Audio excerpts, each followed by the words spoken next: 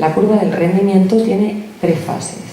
Al principio, cuando nos ponemos a estudiar, estamos en la fase de calentamiento, es decir, estamos intentando concentrarnos, pero todavía estamos algo dispersos. Luego llega una segunda fase, que sería la meseta o punto álgido, que sería el momento de mayor concentración y mayor rendimiento. Y por último vendría una tercera fase, que sería la fase de declive.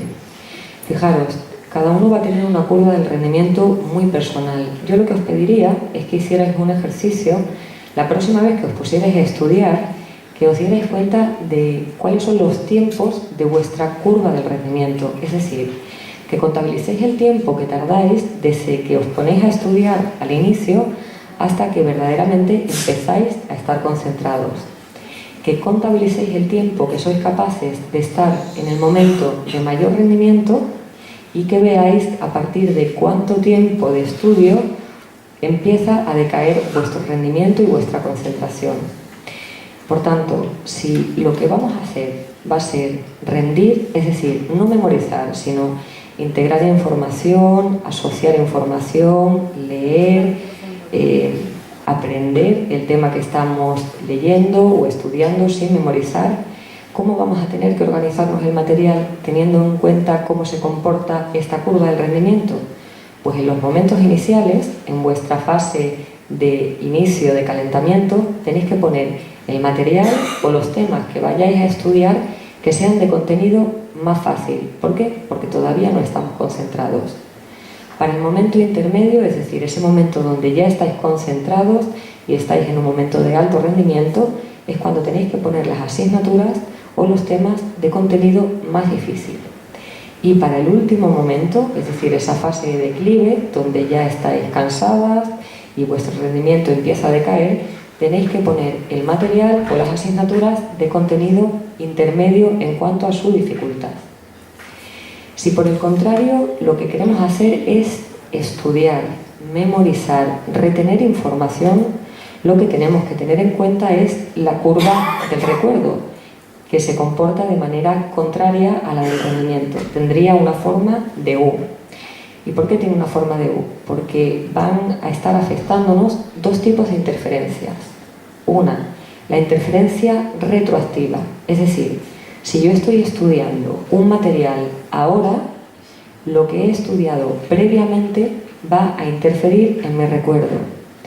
Si yo estoy hablando ahora de interferencia proactiva, estoy estudiando algo ahora, lo que vaya a estudiar después va a interferir en lo que estaba memorizando en este momento. Teniendo en cuenta cómo funciona la interferencia retroactiva y la proactiva, ¿cómo nos vamos a organizar el material si lo que queremos es memorizar? Pues el contenido más difícil lo vamos a colocar al principio. ¿Por qué? Porque solo va a sufrir un tipo de interferencia, es decir, la interferencia retroactiva de aquello que vamos a memorizar a posteriori. Y vamos a poner el contenido difícil al principio también, por otra razón, y es que el material novedoso, lo primero que estudiamos, siempre se recuerda mejor.